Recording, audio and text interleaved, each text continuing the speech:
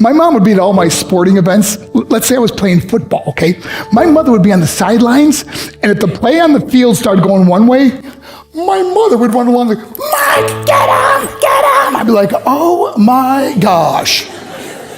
I'd get in the huddle with the other guys. They go, Mark, is that your mother? I go, no, I never saw her before in my life.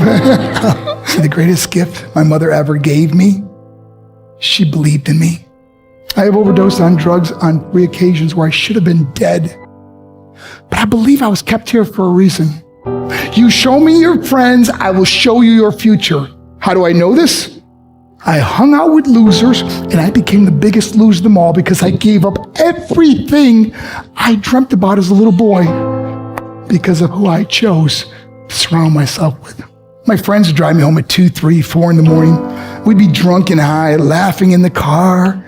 We'd pull up in front of my house in New York. They go, Mark, the light's on. I go, oh man, my mother's up. See, my mom wouldn't go to bed until she knew her son was still alive. I'd walk in, she'd say, hi, Mark, how was your night? I go, it was good, Mom, I'm just gonna go to bed. She goes, can I talk to you for a minute? I go, Mom, I'm tired, I'm just gonna go to bed. She goes, Mark, I haven't seen you all day and all night. Can I please talk to you? I said, man, just leave me alone. You bug me. I'd slam my bedroom door on the one person who believed in me.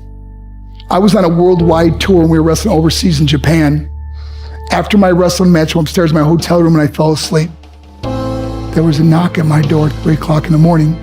I got out of bed and I looked through the safety window and I could see it was a Japanese promoter.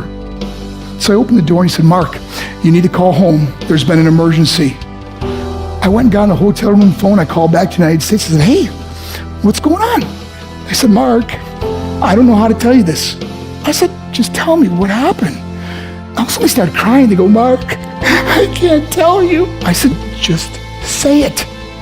They said, Mark, your mother died. I just threw the phone down.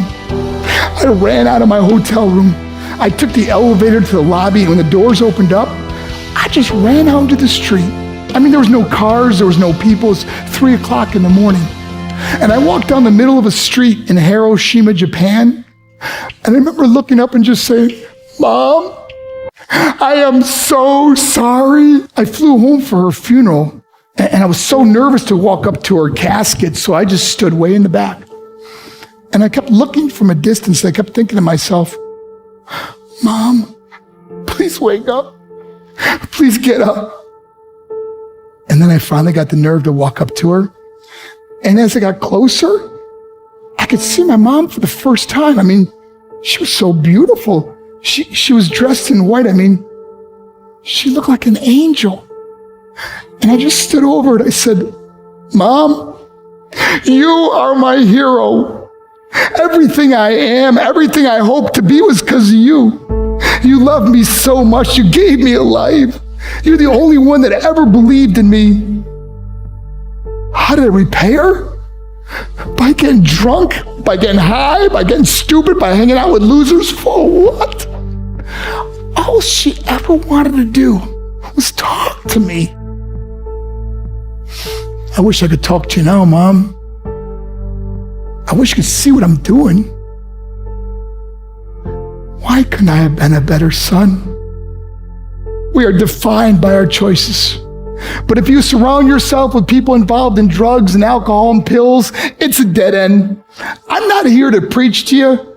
I'm here to tell you I lived that life. It leads to broken hearts, broken relationships, broken dreams, and death. For what? To get high? If you have a mother or a father, when you go home, tell them how much you love them. See, my whole life was about being rich and famous. I had to be a millionaire. I had to win the race.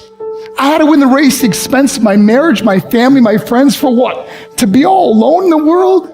I learned what is truly important, and that is how precious this gift of life is, and our families, and how quickly it can be taken away.